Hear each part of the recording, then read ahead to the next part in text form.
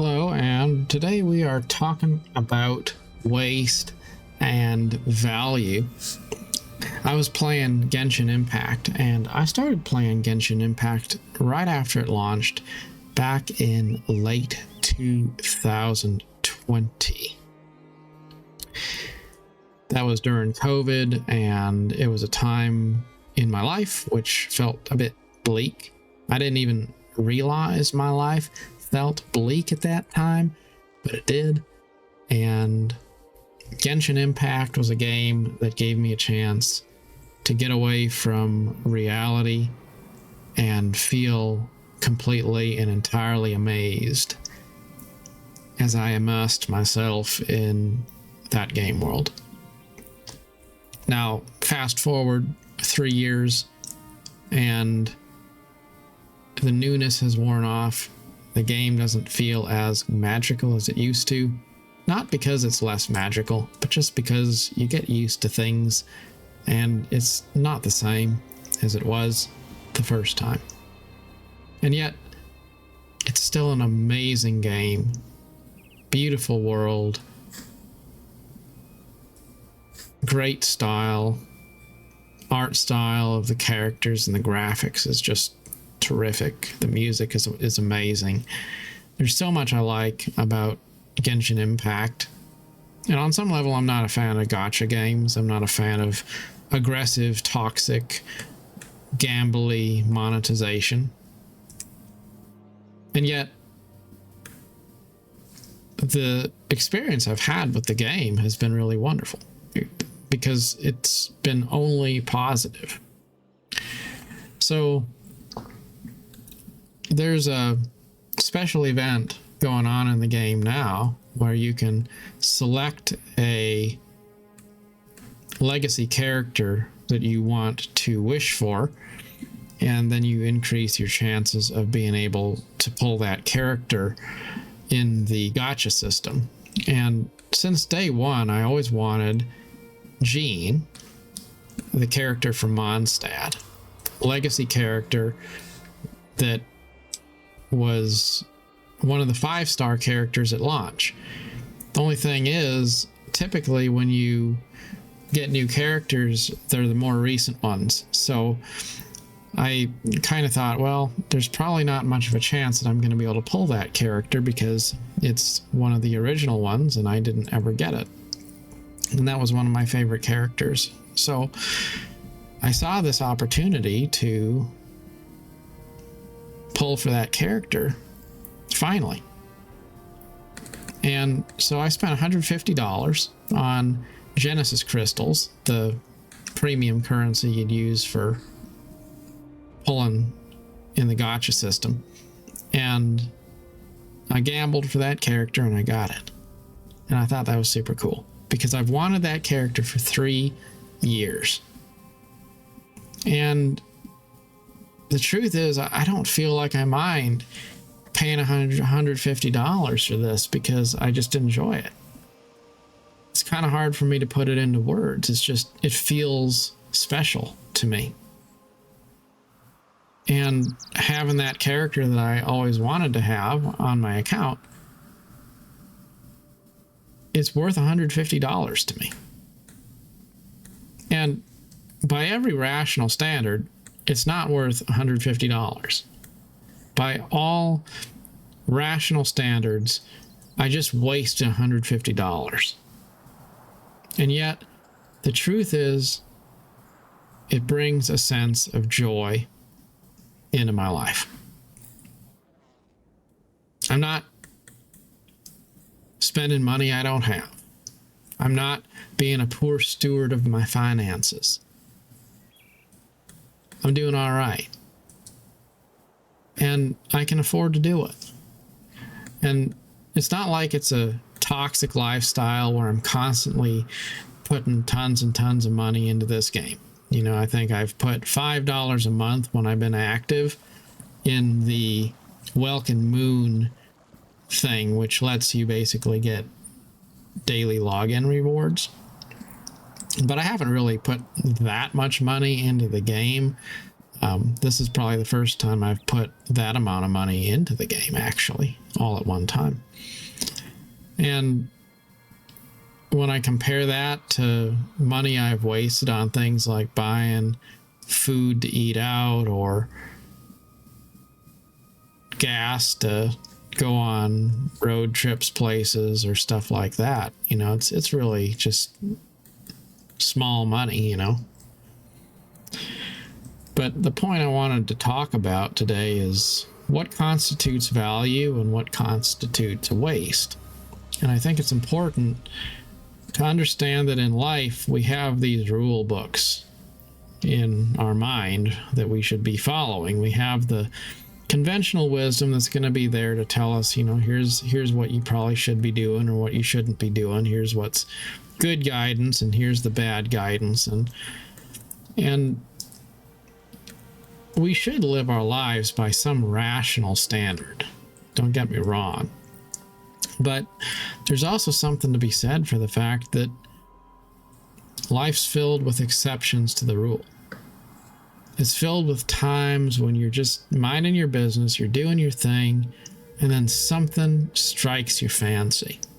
Maybe it's a person, maybe it's a relationship, maybe it's a career change, maybe it's a game you want to play, maybe it's just something that hits you and feels cool in that moment.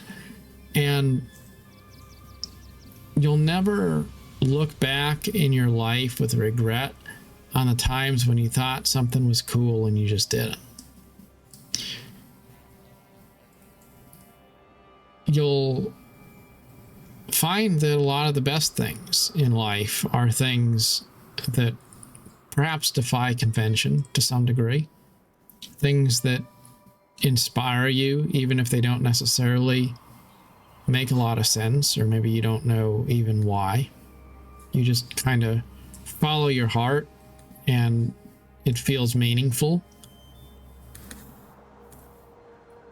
And I think that's really what you have to listen to. You got to listen to that inner voice that tells you what's good for you and what's not.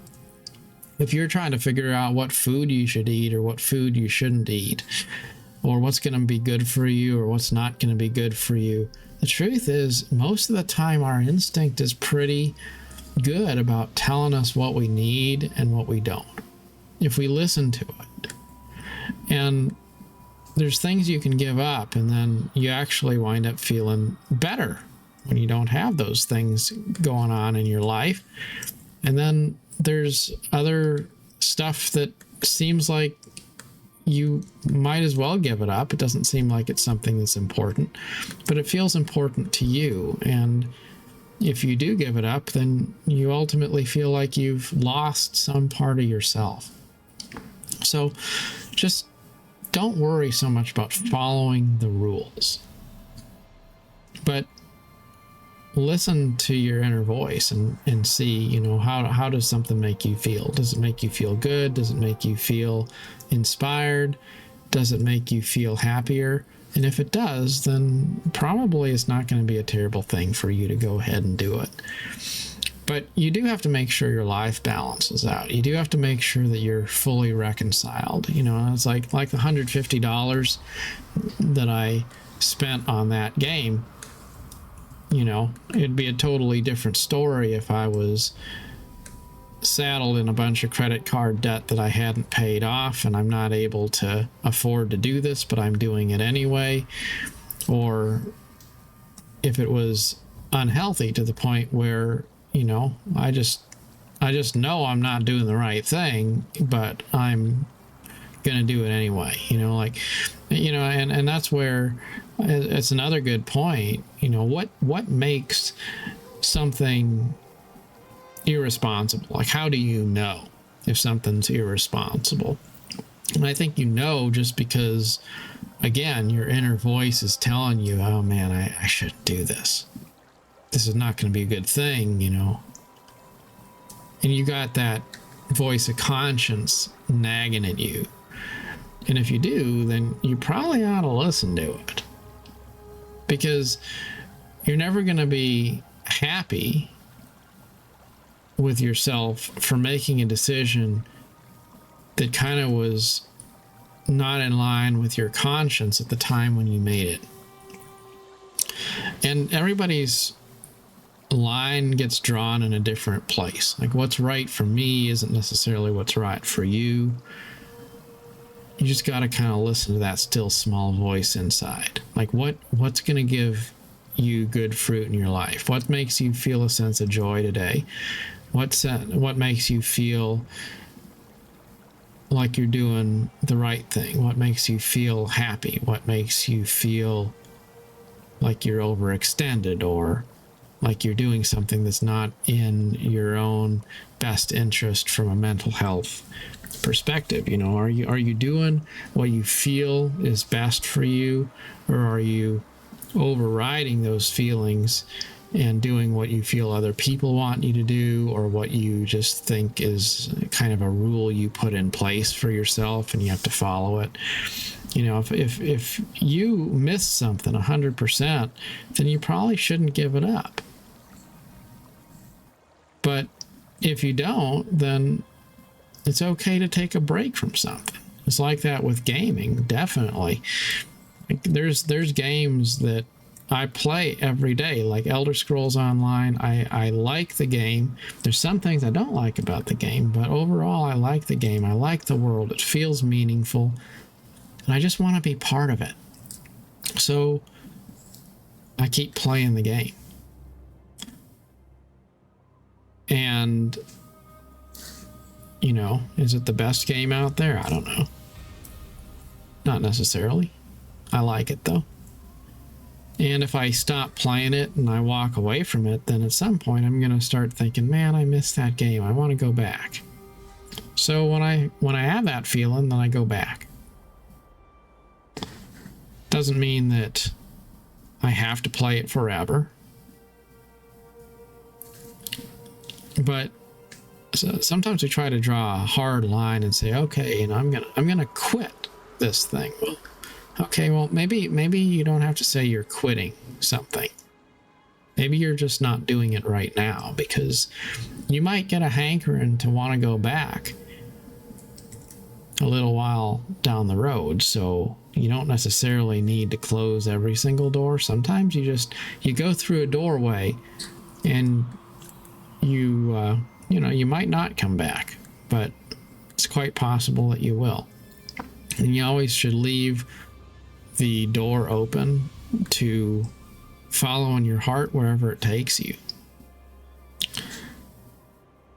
Life's pretty simple in that way, I think. There's things that bring us good fruit in our lives, and there's things that don't. And the things that do, we should put a proportionate amount of time into. Some things maybe you want in your life for a little while. Maybe there's some things that you want to immerse yourself in it today, but that doesn't mean that you want to immerse yourself in it every single day for the rest of your life. You know, I've been playing a lot of Cities Skylines 2 lately. I like that game. I like it a lot. But then I've also thought, you know, there's a point where I'm going to probably take a break from that game, because I've been building cities and having fun with it. And then there's going to be a point where I'm thinking, well, I want to do something else, you know, and something else is going to appeal to me. So I'm going to be playing something else, or maybe not even playing City Builders at all. Doesn't mean I won't come back, but the fact that I play it every day right now doesn't mean I'm going to play it every day forever, you know? Life's funny in the sense that I'm trying to make a rule book that applies in a one-size-fits-all manner. But the truth is, life isn't a one-size-fits-all situation. It's a deal where you can come up with general guidance of what probably is a good idea, but then in the moment, your heart's always going to have a different idea. And that leads me to another point I wanted to talk about, and that is, you got to leave some room, some empty space so that you can kind of deviate from the beaten path without compromising your integrity. You know, if you have your debts all paid off and you're a good steward of your finances, and then something comes along and you want to kind of splurge money on something, then you probably can do that. If you're not a good steward of your money, well then, you know, that's kind of a different story. Or, you know, it could be other things like how you spend your time too. Like if you always spend your time doing things that are mindful, not necessarily important, but mindful, and then something comes up that you want to do, but you don't have that extra stuff that is meaningless, but you always do things that you enjoy, well, then maybe you have time to shift things around and add some things that are important to you when you encounter them. But if you're overextended and you don't have any time and you're always defining your life by a lot of things that you are a slave to, then how are you going to really have room to add something unexpected to your routine or to your lifestyle? You can't really do it. You know, it's like if you're working 80 hours a week doing a high pressure job and you're in debt and you've got all kinds of crazy payments you have to deal with, and you know your life is overextended in all different ways, then how are you going to have time to just say, oh look, there's a game I really wanted to play, let me jump into that and experience that? Or, you know, I want to go you know, on a road trip with my family or something like that, so I think I'll step away. You can't really make those decisions when something cool comes up that you want to do, because you're already sold yourself into kind of a sort of a slavery to something. Or maybe if you're playing a game, you know, like I know this is a real thing, especially for those of us who like MMOs and stuff. It's easy to get to where you are a slave to the game. Like you feel like, I have to do this particular thing. I got to do my dailies. I got to log in.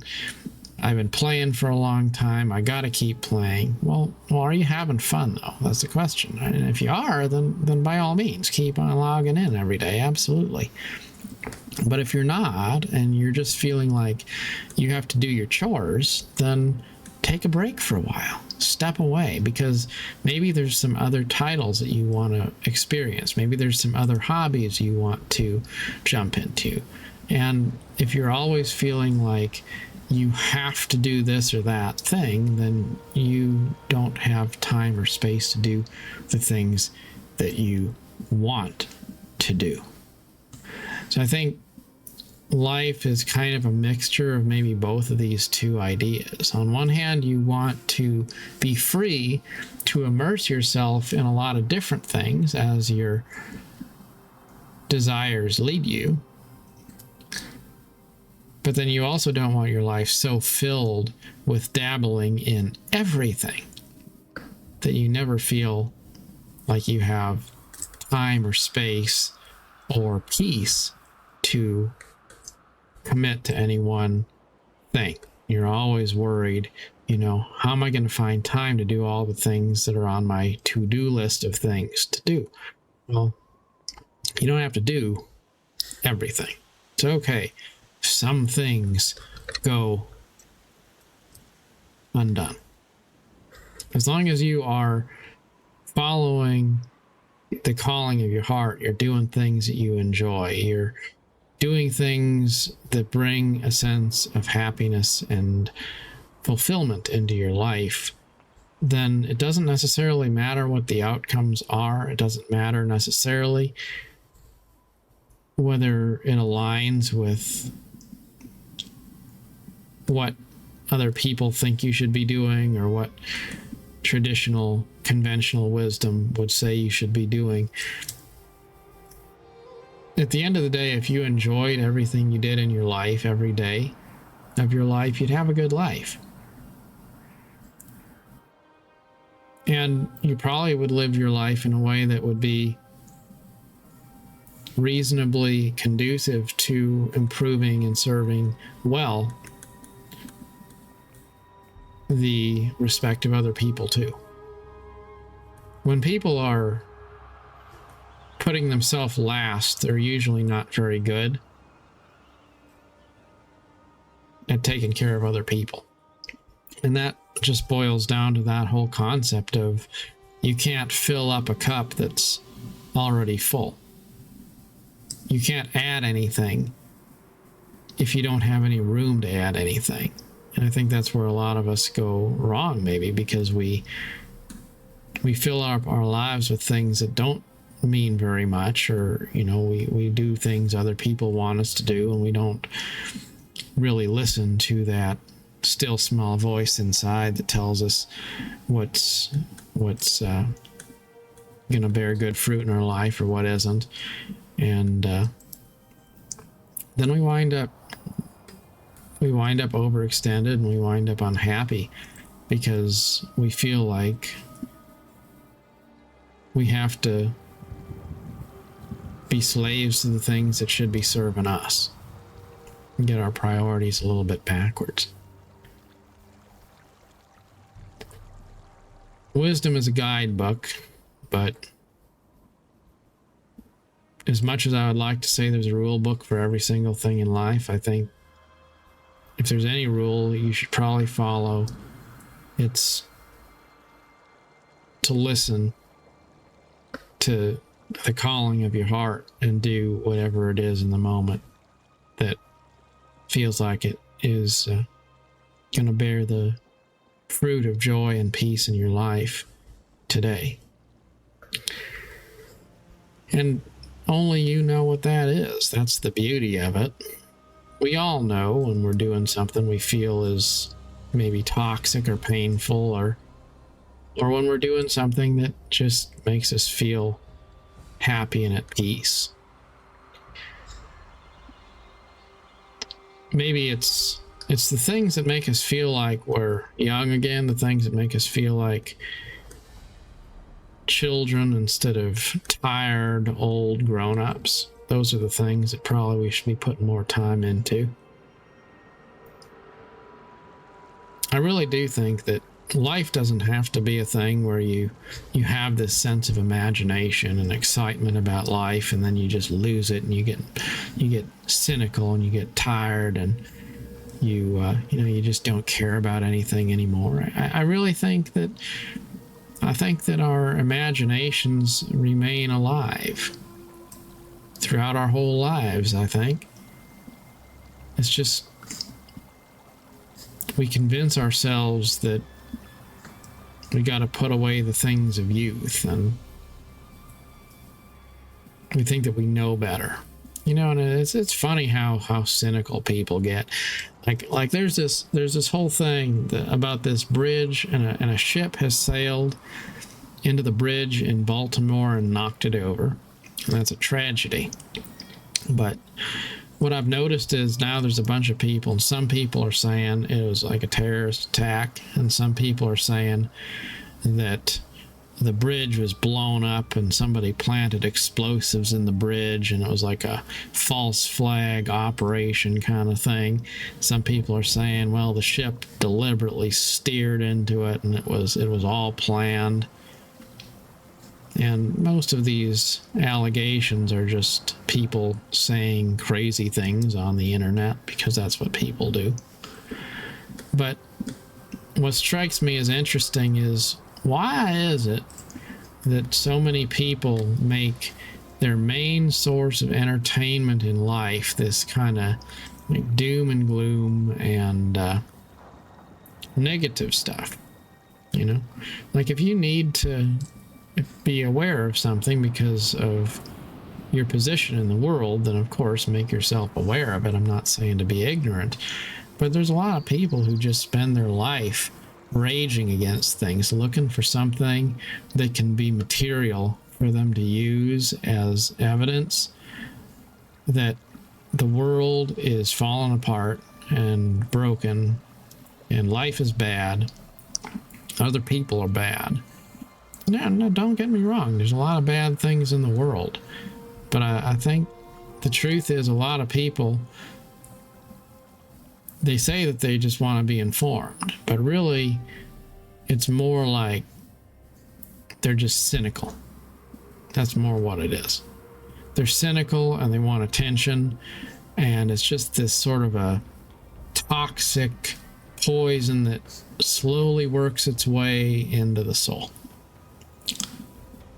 I think about how as people get older, that quite often what they will do is they will say, well, you know, young people aren't of a quality like what I was when I was growing up. Like when we were young, we were raised different. We were raised better. And the young people today, they're just trash, you know. They're gonna just steer civilization into the dirt. And it's always been like that.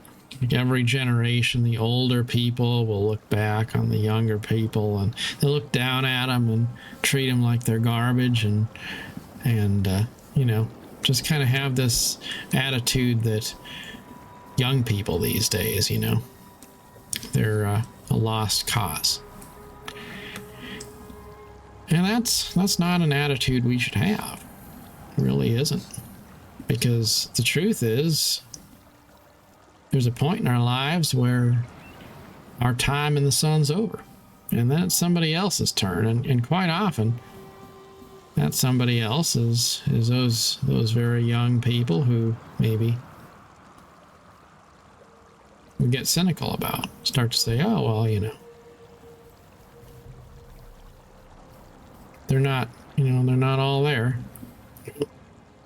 They're gonna be there when you aren't, though. That's the thing. So maybe we should just celebrate life. That's the point I'm getting at. Maybe we don't need to be dwelling on darkness and evil and how bad everybody and everything is. Maybe we don't have to have that attitude that the bad guys always win. The world is always just a few steps away from the abyss. Current generation is a lost cause and all of that kind of stuff. Maybe we should celebrate good things in life, good things in our own life. And if you don't have something good to say, then don't say anything. I really do think that we get cynical when we stop believing that it's appropriate for us to just listen to the inner voice within us and do the things that bring joy into our life.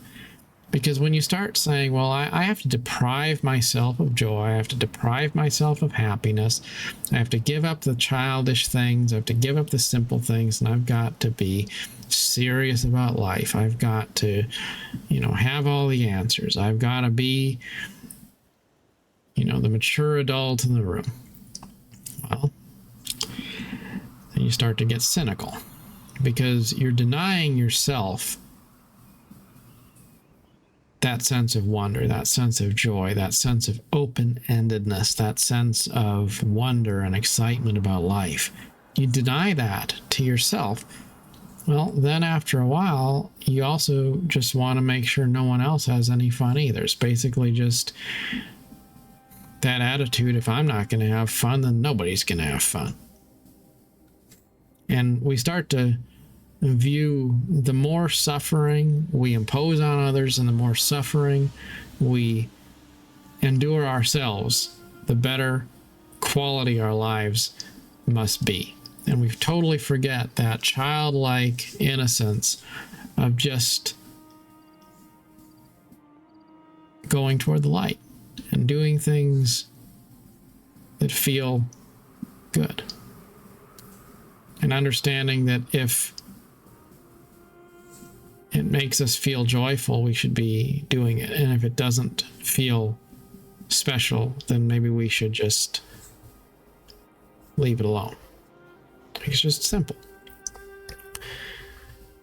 Don't try to fit your life into a box. Don't force yourself into a mold that you become a slave to.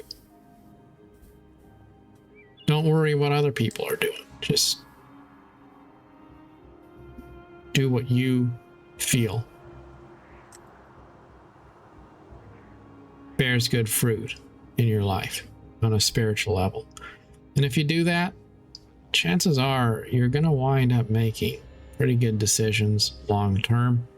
And you'll find when you get through life, probably very few people are going to ever say, I wish I wouldn't have followed my heart. I wish I wouldn't have listened to my conscience. I wish I wouldn't have done those things just because they made me feel more spiritually whole. Like, I wish I would have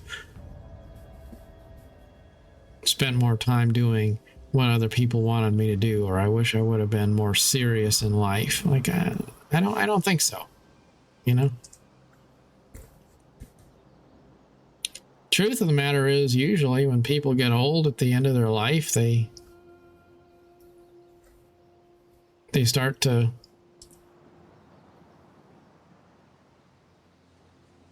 realize that all the serious things that we spend our life chasing are probably not really worth all that much. They start to realize that all of the hatred and the malice that we hold is really not actually probably worth it. And in the end of all things, we tend to realize that